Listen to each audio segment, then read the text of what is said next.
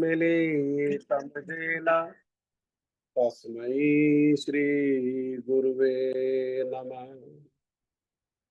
गुरुवे गौरचन्द्राय राधिकाय तदालये कृष्णाय कृष्णभक्ताय तद्भक्ताय नमो नमः।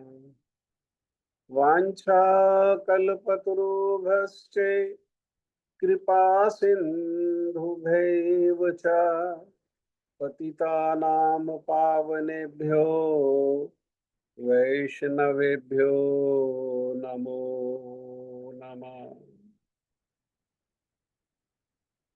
यं प्रव्रजन्तमनुपेतमपेतकृत्यं द्वैपायनो विरहकातराजुहाव पुत्रेति तन्मयतया सर्वो अभिनेदुं तं सर्वभूतहृदयं मुनिमानतोऽस्मि। हे कृष्ण करुणा सिंधु दीनबंधु जगतपते गोपेश गोपिका कांत श्री राधा कांत नमोस्तुते। तप्त कांचन गौरांगी श्री राधे वृंदावनेश्वरी वृषभानुसुते देवी प्रणमामि हरिप्रिया। भक्त्या विहीन अपराधलक्षे क्षिप्तश्च कामादि तरङ्गमध्ये कृपामयि त्वां शरणं प्रपन्ना वृंदे नमस्ते चरणारविंदम वृंदे नमस्ते चरणारविंदम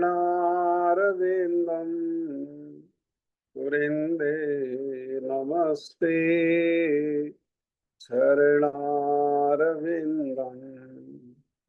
श्री कृष्ण चैतन्य प्रभु नित्यानंद श्री अद्वैत गदाधर श्रीवासादि गौर भक्त वृंद। हरे कृष्ण कृष्ण कृष्ण हरे हरे हरे राम राम राम हरे हरे। मैं सबसे पहले मेरे गुरुपाद पद्म नित्य लीला प्रविष्ट ओम विष्णुपाद परमहंस परिव्राजकाचार्य अस्तोत्र शतयुगाचार्य श्री श्रीमद् भक्ति वेदांत शील नारायण गोस्वामी महाराज जी के अभय चरणारविंद में अनंत कोटि दंडवत प्रणाम करते हुए उनकी कृपा याचना करता हूँ। तदुपरांत नित्य लीला प्रविष्ट ओम विष्णुपाद स्तोत्र श्री श्रीमद् भक्ति वेदांत स्वामी महाराज शील प्रभुपाद जी के चरण सरोज में अनंत कोटि दंडवत प्रणाम। गुरु अनुग गुरु परंपरा के चरणों में अनंत कोटि दंडवत प्रणाम। कथा के श्रोता वृंद वैष्णव वैष्णवी माता भाई बहन प्रभु आप सभी का हार्दिक अभिवादन। आप सभी को मेरा यथा योग्य प्रणाम। श्रीमद् भगवद गीता यथारूप अध्याय 3 श्लोक संख्या 5 को हम लोग चर्चा कर रहे थे। कुछ हमने चर्चा किया था। श्लोक संख्या 5 में भगवान कह रहे हैं नाहि कश्चित् क्षणम अपि जातु तिष्ठति अकर्मकत कार्यते हि अवश्य कर्म सर्व प्रकृति जैर्गुण। प्रत्येक व्यक्ति को प्रकृति से अर्जित गुणों के अनुसार विवश होकर के कर्म करना पड़ता है। अतः कोई भी एक क्षण भर के लिए भी बिना कर्म किए नहीं रह सकता। इसमें मूल बात जो समझने वाली है इस श्लोक में वो ये है कि ये तो बात है कि कर्म किए बिना कोई नहीं रह सकता, तो कर्म तो करना ही पड़ेगा। जब कर्म करना ही है तो अपने मन के अनुसार कर्म करने से श्रेष्ठ है कि शास्त्र ने जो अनुमोदित किए हैं कर्म, डूज और डोंट्स बताए हैं, क्या निषेध है और क्या करना है। तो जो निषेध है वो नहीं करना, नहीं करना भी कर्म है और करना भी कर्म है ना। जैसे शास्त्र में बताया कि ये कर्म करना चाहिए, तो उस कर्म को करने से पुण्य मिलेगा और उस कर्म को नहीं करने से पाप मिलेगा। और कहा कि ये नहीं करना चाहिए, तो उसको करने से पाप होगा और उसको नहीं करने से जो है वो पुण्य होगा। हाँ, तो कुछ नए मन के अनुसार अर्थात अपने आप कुछ न कुछ करते रहने से तो शास्त्र अनुमोदित जो कर्म है उनको करना श्रेष्ठ है।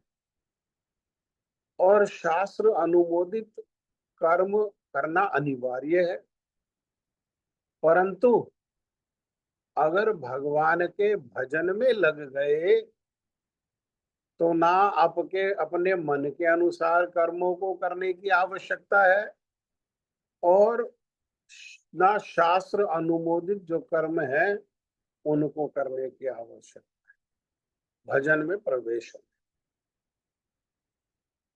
भगवान के लिए किए गए जो क्रिया है वो सारी की सारी जो क्रिया है वो भक्ति है।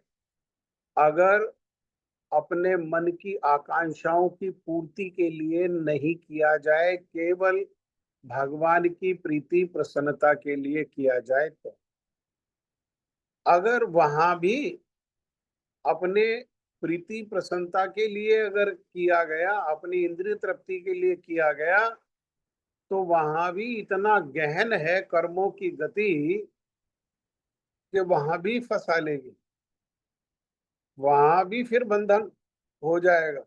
हाँ, तो इसीलिए भगवान श्री कृष्ण इसी अध्याय में आगे जाकर के कहेंगे कर्मणो ही अपि बोधव्यम विकर्म, कर्मो ही अभी बोधव्यम बोधव्यम च विकर्मणा अकर्मणश्च बोधव्यम गहना कर्मणा गति। कर्मों की गति बहुत सूक्ष्म है। हाँ, कर्मों की गति कितनी सूक्ष्म है, ऐसे है जैसे तलवार के ऊपर नंगे पैर चलना। थोड़ी सी भी सावधानी हटी और दुर्घटना घटी।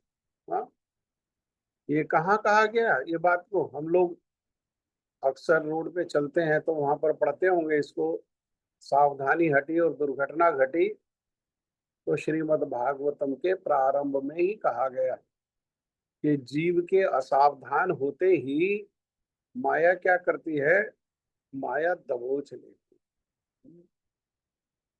तो नियत कर्म को कर रहे हैं, अर्थात जो शास्त्र अनुमोदित जो कर्म को कर रहे हैं, उन कर्मों को करने से क्या होगा, उन कर्म को करने से भी माया के बंधन होता है।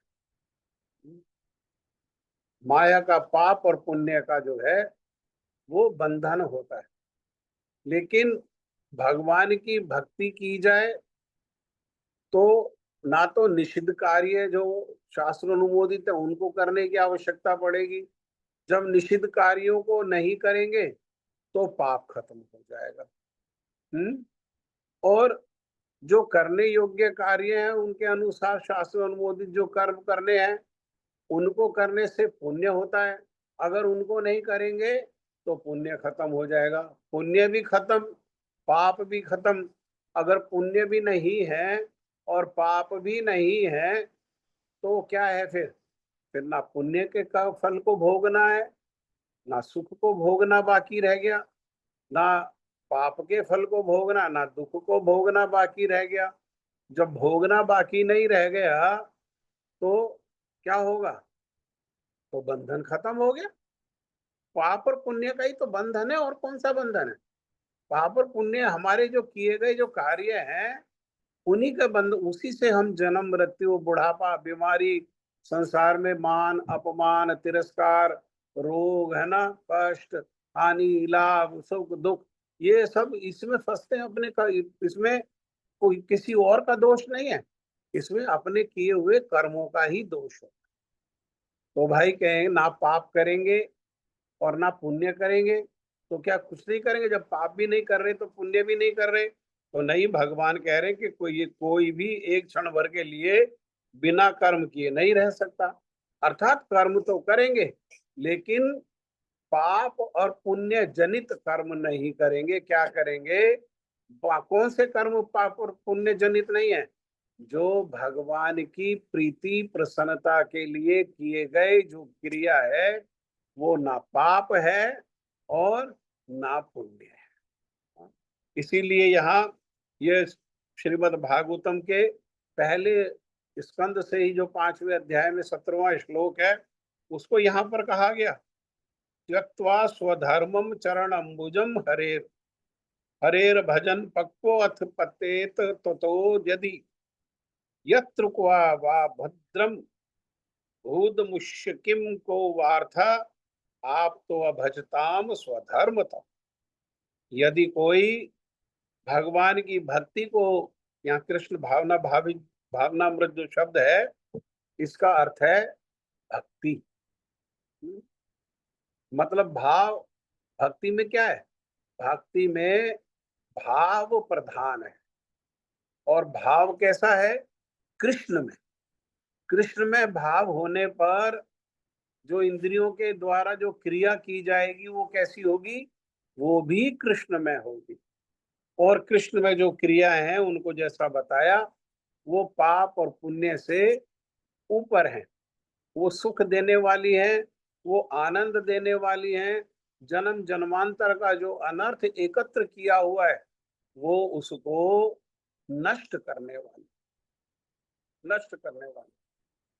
जैसे बोलना कर्म है, लेकिन अगर हम बोलें हरे कृष्ण कृष्ण कृष्ण हरे हरे हरे राम राम राम हरे हरे, ये भी तो बोला हमने।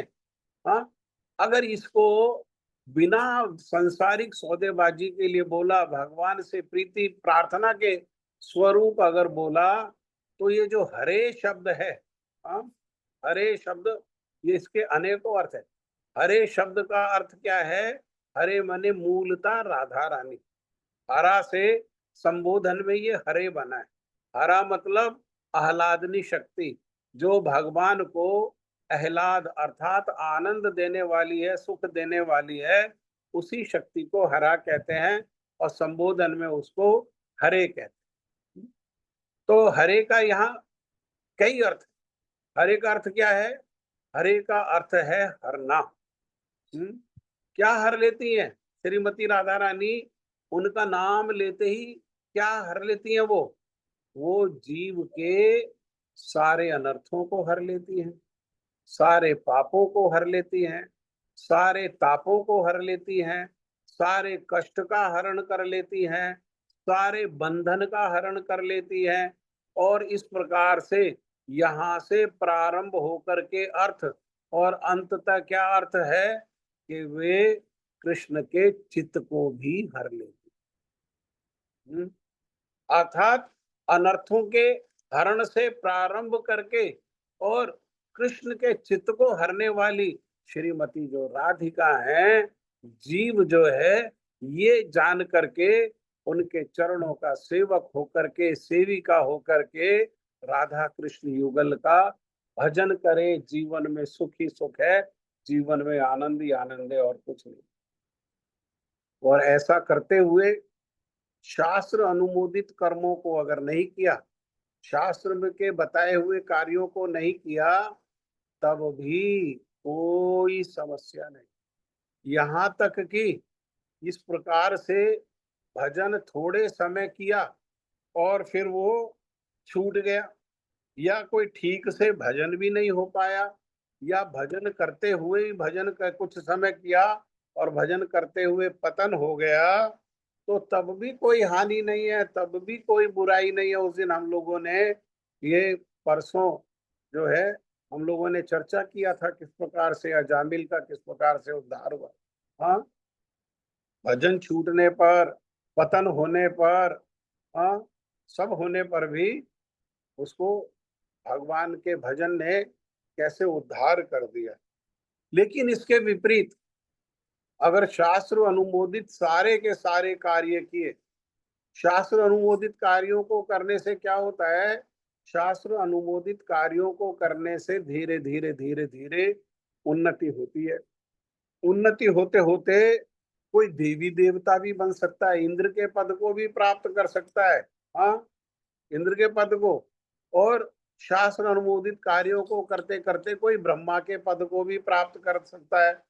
परंतु श्रीमद् भागवतम कहता है कि किसी ने अगर ब्रह्मा के पद को भी प्राप्त कर लिया, साहना सारी योग्यताएं उसमें हैं, कि उसको रूप भी प्राप्त हुआ, उसको ज्ञान भी प्राप्त हुआ,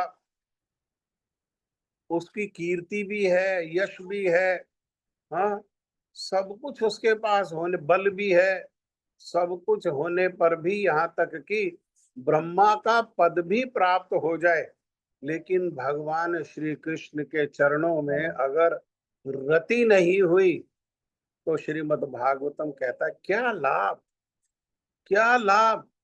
इंद्र का पद भी खाली करना पड़ता है। इंद्र का पद कोई हमेशा के लिए नहीं है, इंद्र कोई नाम नहीं है, इंद्र एक पद है ना।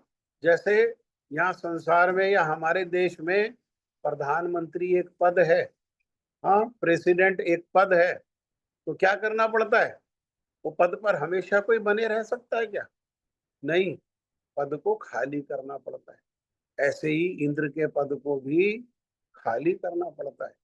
ब्रह्मा का जो पद है वो भी कैसा है, उसको भी खाली करना पड़ता है।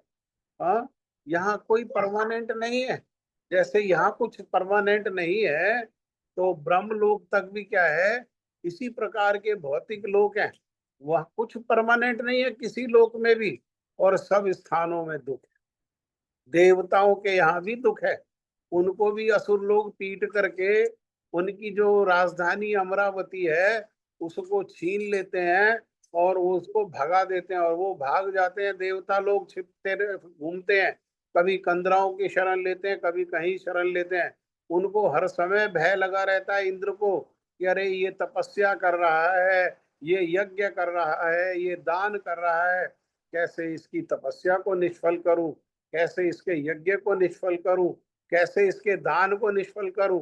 कहीं ऐसा ना हो ये तपस्या करके मेरे पद को छीन ले, ऐसा ना हो ये यज्ञ करके मेरे पद को अधिकारी ना हो जाए, ऐसा ना हो ये दानी होकर के कहीं इंद्र पद को प्राप्त हो जाए। हाँ, तो इसीलिए वो हमेशा भयभीत रहता है।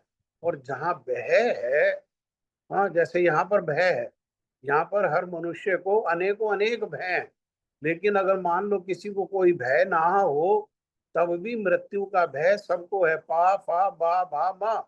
हाँ, ये ब्रह्मा जी तक है, ये पावर्ग जो है ये ब्रह्मा जी तक है। सभी को कुछ ना किसी प्रकार का भय है, सभी भयभीत रहते हैं। हाँ, तो जहाँ भय है, जब तक हृदय में भय है तब तक किसी प्रकार की शांति नहीं हो सकती, और जब तक शांति नहीं है तब तक किसी प्रकार का भी सुख नहीं हो सकता। अर्थात चींटी से लेकर के ब्रह्मा तक भी कोई सुखी नहीं है संसार में। कोई सुखी नहीं है। हाँ, सुखी कौन है?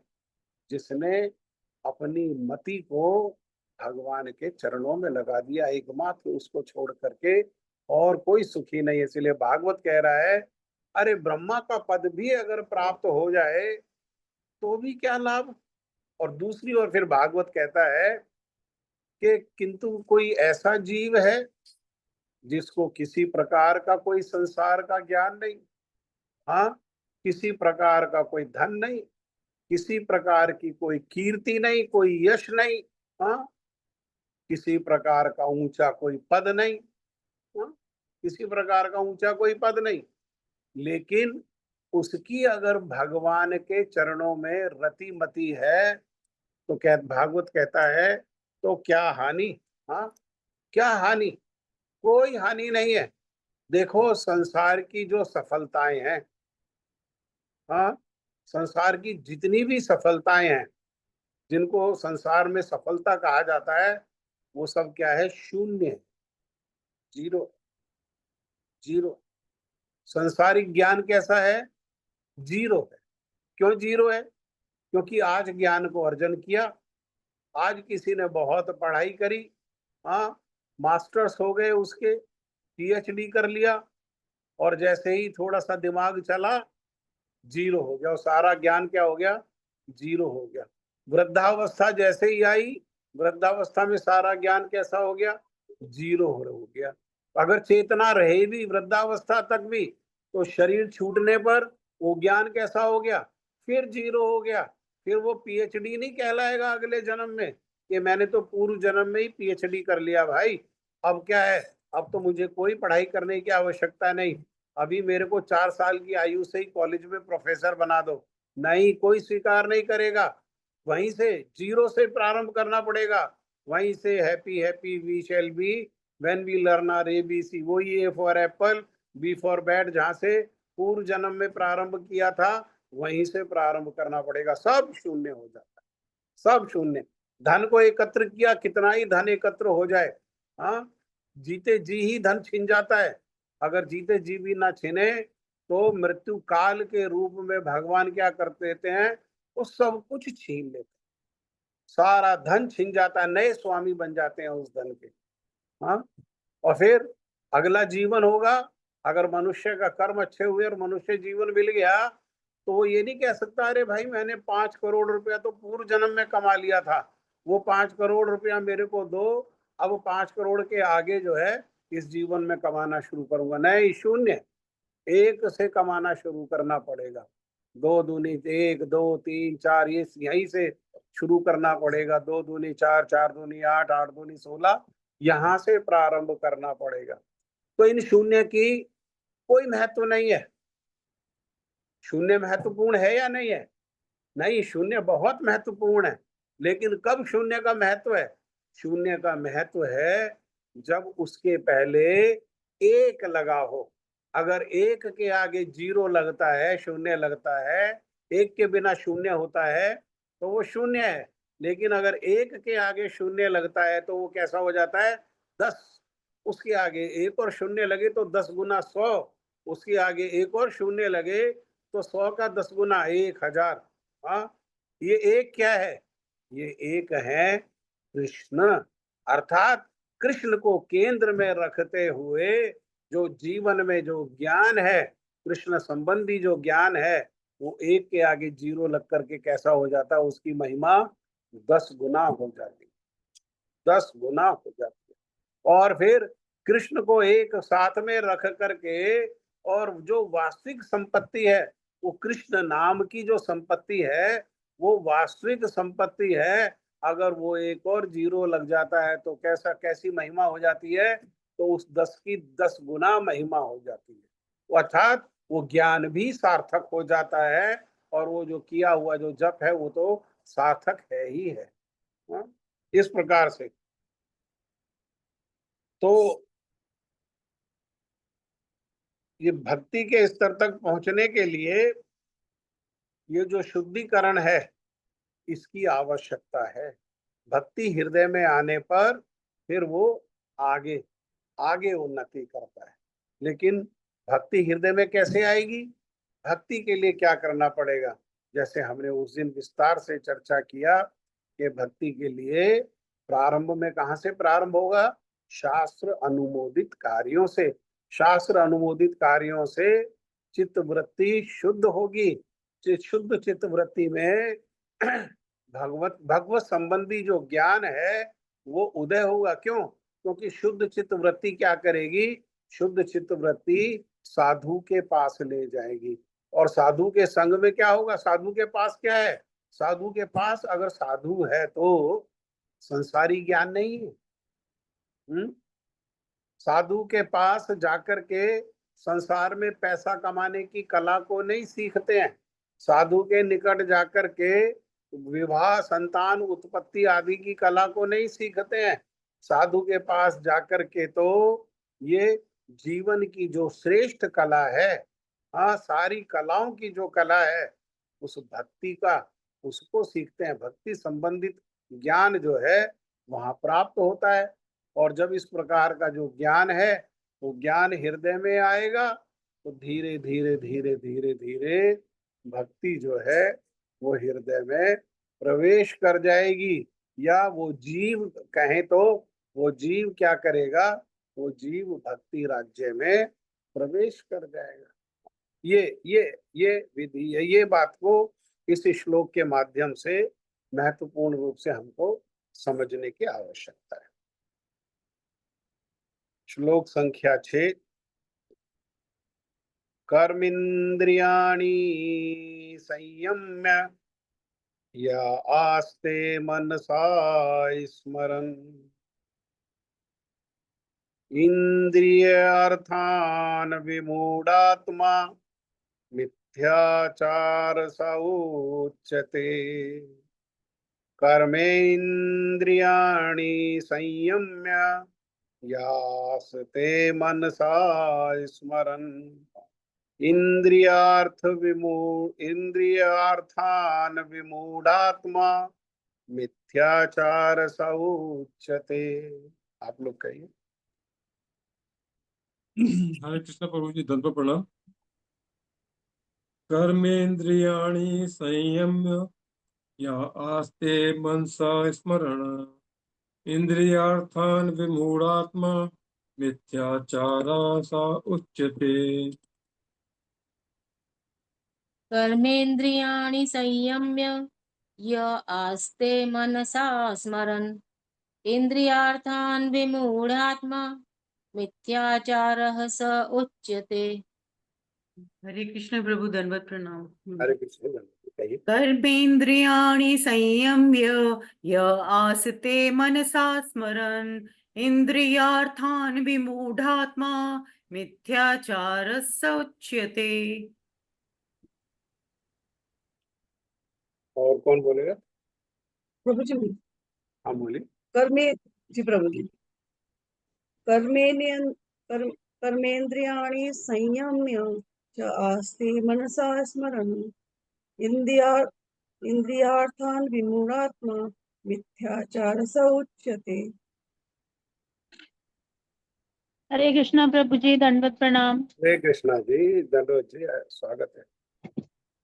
कर्म इंद्रियाणि संयम्य यः आस्ते मनसा स्मरन् इंद्रियार्थान् विमूढ़ात्मा मिथ्याचारः स उच्यते।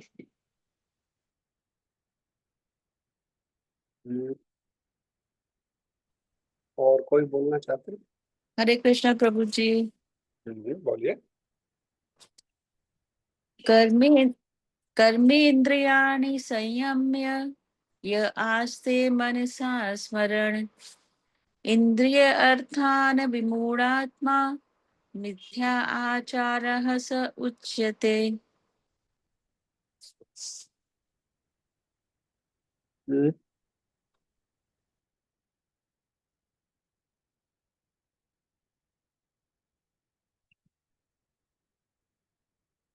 जो कर्मेंद्रियों को वश में तो करता है, किंतु जिसका मन इंद्रिय विषयों का चिंतन करता रहता है वह निश्चित रूप से स्वयं को धोखा देता है और मिथ्याचारी कहलाता है। मिथ्याचारी मतलब झूठा आचरण। झूठे आचरण का अर्थ क्या है? झूठा आचरण को कहते हैं कपटता। कपटता का अर्थ क्या है? कपटता तो निष्कपट क्या है? निष्कपट को समझेंगे तो कपटता अपने आप समझ में आएगी। निष्कपटता क्या है?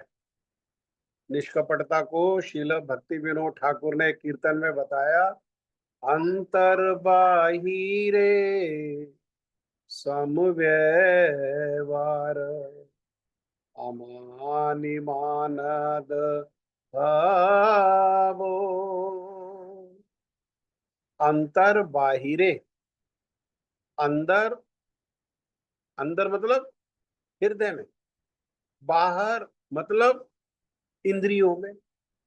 सम व्यवहार, एक सा व्यवहार होना चाहिए। लेकिन आज संसार में बड़ा दुर्भाग्य है। क्या दुर्भाग्य है? कि आज संसार में ट्रेनिंग दी जाती है। काहे की ट्रेनिंग दी जाती है? कपटी होने की ट्रेनिंग दी जाती है। और जो अपने प्रियजन हैं, माता पिता, पति पत्नी, पुत्र पुत्री, ये सब जो कितने निकटतम जो संबंध हैं, ये सब दुर्भाग्य से कपटी होने के लिए दबाव बनाते हैं कि कपटी बनो। हाँ, कोई बेचारा सीधे सच्ची बात करता है, किसी से मिलता है, उससे सच्ची बात बोलता है, तो ये लोग नाराज होने लगते हैं। ए, तुम्हें बुद्धि नहीं है? किसके सामने क्या बात करना है? हाँ, क्या होना चाहिए? एक अंग्रेजी शब्द है उसको, अरे कुछ तो डिप्लोमेटिक होना सीखो। डिप्लोमेटिक होने का अर्थ क्या है? डिप्लोमेटिक होने का अर्थ है कि हृदय की बात को एक बात रखो और बाहर एक तरह का आचरण। डिप्लोमेटिक होने का अर्थ क्या है? हाँ, डिप्लोमेटिक होने का अर्थ ये थोड़ी है कि अंतर बाहिरे सम व्यवहार। डिप्लोमेटिक होने का अर्थ है कि हृदय में तो एक प्रकार का विचार रखो और जिह्वा पर और दिखावे में एक प्रकार का विचार रखो। इसको क्या कहा गया? इसी को कपट कहा गया है। इसी को मिथ्याचार, झूठा आचरण। हाँ, हृदय में अलग बात है और बाहर दिखाना, कुछ दिखाने के लिए एक प्रकार का आचरण करें, क्या मिथ्याचार है। हाँ, जितने लोग डिप्लोमेटिक हैं वो सब मिथ्याचारी हैं। जितने परिमाण में डिप्लोमेटिक हैं उतने परिमाण में मिथ्याचारी है। अब क्या हम कोई भी बहाना बनाए कि संसार कैसे चलेगा बिना डिप्लोमेटिक हुए, हृदय की बात बोल देंगे तो ये होगा, वो कुछ भी हो, लेकिन भगवान यहाँ पर बता रहे हैं, यहाँ पर बता रहे हैं क्या? कि कर्मेंद्रियों, इंद्रियों से तो दिखावा कर रहा है सन्यासी योगी। क्या दिखावा कर रहा है? कि इंद्रियां मैंने अपने वश में कर रखी है। और मन कहाँ रमण कर रहा है? मन रमण कर रहा है भोगों में, मन रमण कर रहा है इंद्रिय विषयों में। हाँ, ये तो श्रील भक्ति विनोद ठाकुर का जो सिद्धांत है निष्कपटता का, उसके विरुद्ध है। तो ये उसके विरुद्ध है, वो निष्कपटता के बारे में बता रहे हैं। तो उसके विलोम शब्द क्या है? उसका विलोम शब्द है कपटता। कपटता का अर्थ है मिथ्याचारी। और ऐसा व्यक्ति क्या कर रहा है? ऐसा व्यक्ति स्वयं को भी धोखा दे रहा है और जो उसके निकट आ रहे हैं उनको भी धोखा देने का वो प्रयास कर रहा है। उन अधिक समय धोखा नहीं दे पाएगा। क्या होगा? सबके सामने सत्य आ जाए, सबके सामने। अगर सद आचरण क्या है? सद आचरण है अंतर बाहिरे सम व्यवहार। अंदर और बाहर समान व्यवहार। अमानिना, अपने मान के लिए प्रयास, इच्छा नहीं करनी। इसका मतलब ये नहीं अपमान के लिए इच्छा करना है या प्रयास करना है, नहीं, भगवान का भजन करना है। जो अपने कर्म फल के अनुसार मिल जाए उसी को ग्रहण कर लेना, उसी को स्वीकार कर लेना है। अपमान मिले तो अपमान और मान मिले तो मान, संसार में जो है ये मान की समस्या बहुत है। हमारे प्रभुपाद ने तो बहुत लिखा है इसके ऊपर। हाँ, जो मान पाने की इच्छा है इसको कहते हैं प्रतिष्ठा। प्रतिष्ठा पाने की इच्छा। हाँ, कनक कामनी प्रतिष्ठा बागनी, यही छाड़ी से ही तो वैष्णव। प्रतिष्ठा, हाँ, कनक कामनी, कनक मने भोग, धन भी कहते हैं, सोना भी कहते हैं कनक को, और कनक को धन भी कहते हैं। धन से क्या किया जाता है? धन की महिमा क्या है? धन से भोगों को खरीदा जाता है। हाँ, क्रय किया जाता है धन से भोगों को, ये महिमा है धन। तो इसलिए कहा भोग। और कामनी, स्त्री के लिए पुरुष और पुरुष के लिए स्त्री, ये कामनी है। और तीसरी चीज प्रतिष्ठा, सम्मान पाने की इच्छा। ये तीनों कैसी हैं? ये शिकारी हैं। ये तीनों क्या करती हैं?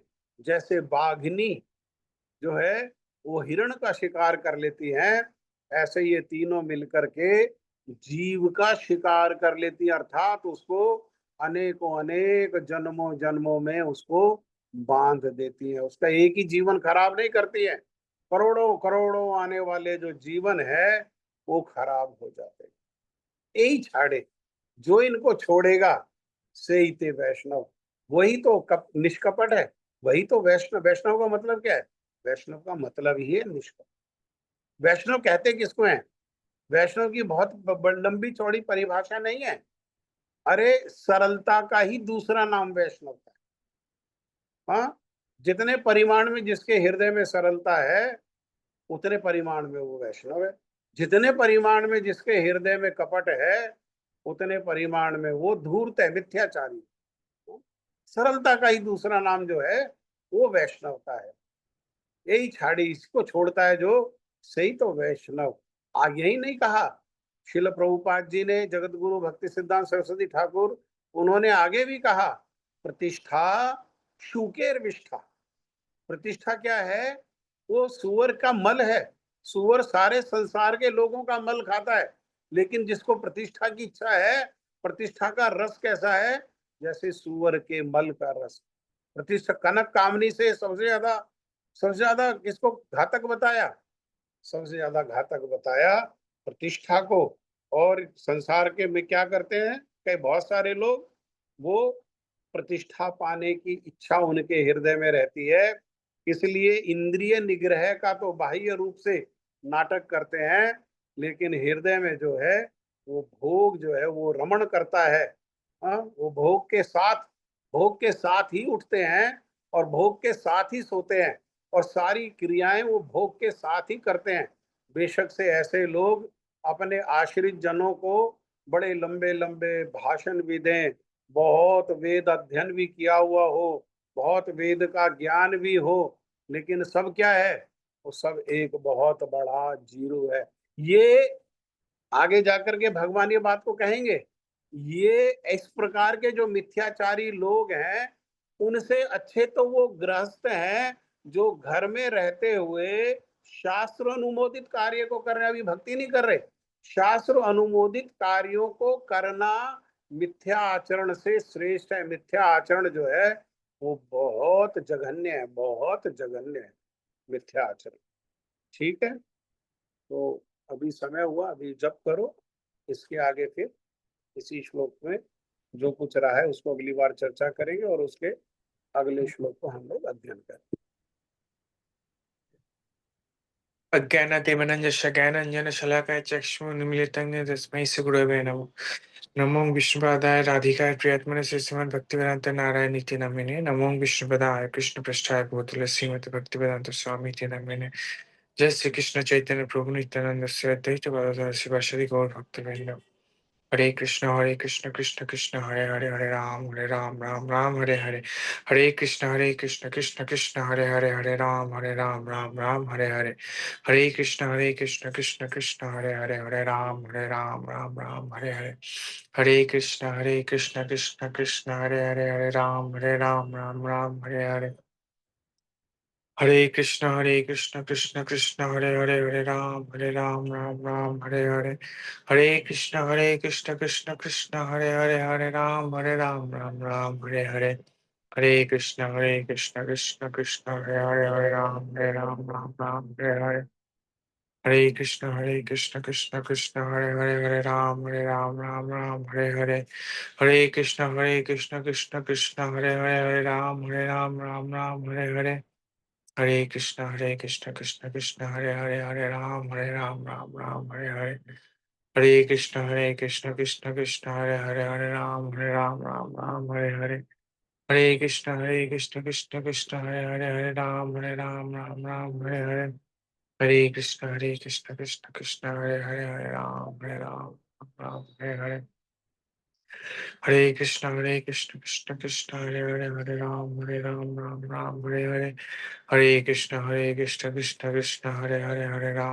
Ram, Ram Hare Hare. Hare Krishna, Krishna Hare Ram, Ram Hare Hare. Hare Krishna, Krishna Hare Ram, Ram Hare Hare. Hare Krishna, Krishna Hare Ram, Ram Hare Hare. Hare Krishna, Krishna Hare Ram, Ram Hare Hare. Hare Krishna, Krishna Hare Ram, Ram Hare Hare. Hare Krishna, Krishna Hare Ram, Ram Hare Hare. Hare Krishna, Krishna Hare Ram, Ram Hare Hare. Hare Krishna, Krishna Hare Ram, Ram Hare Hare. Hare Krishna, Krishna Hare Ram, Ram Hare Hare. Hare Krishna, Krishna Hare Ram,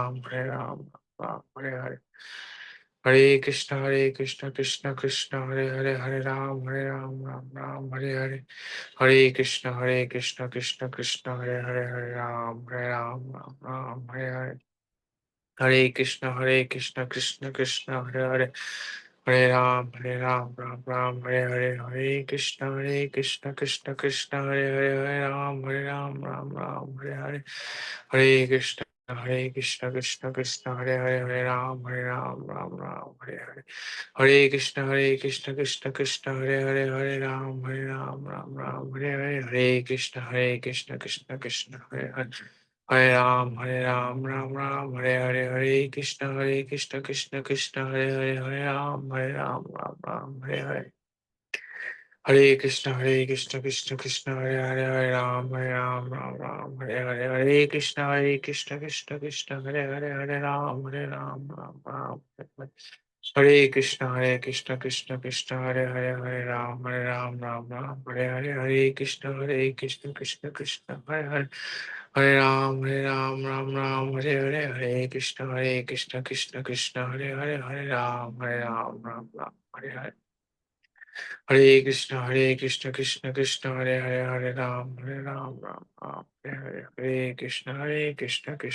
Hare Ram, Ram Hare Hare, Hare Krishna, Krishna Hare Ram, Hare Hare, Hare Krishna, Krishna Hare Ram, Hare Hare, Hare Krishna, Krishna Hare Ram, Hare Hare.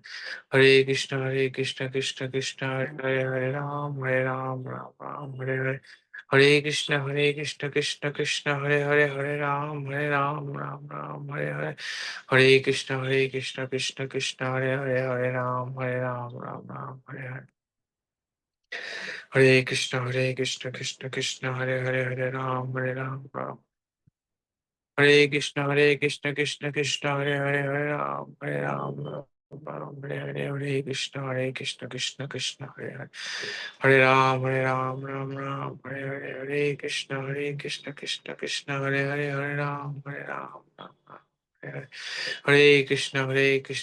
Krishna Hare Ram,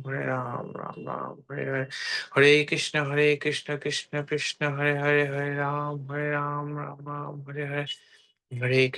Krishna, Krishna Hare Ram, Hare Krishna, Krishna Hare Ram, Hare Krishna, Krishna Hare Ram, Hare Hare Krishna, Krishna Hare Ram.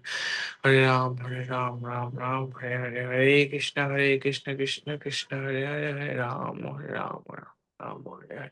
Hare Krishna, Krishna Hare Ram, Hare Ram.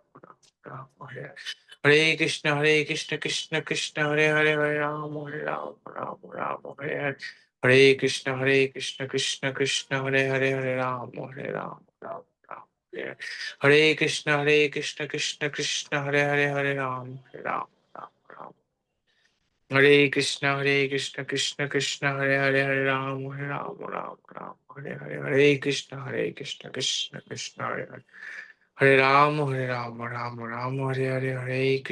Hare Krishna Krishna Hare Hare Hare Ram Hare Hare Krishna Krishna Hare Hare Hare Ram Hare Krishna Krishna Hare Hare Ram Hare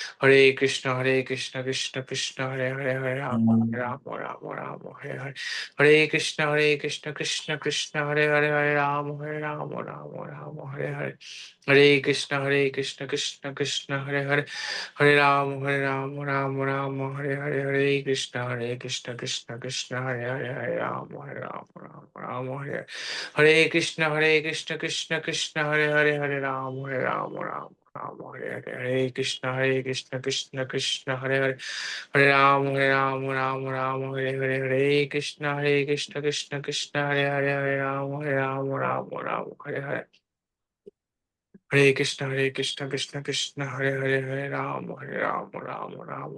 Hare Krishna Hare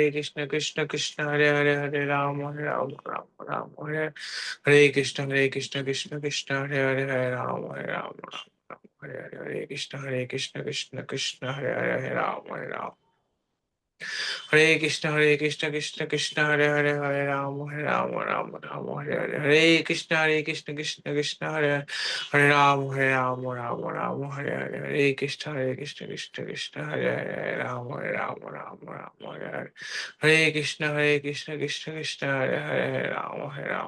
Ram Hare Krishna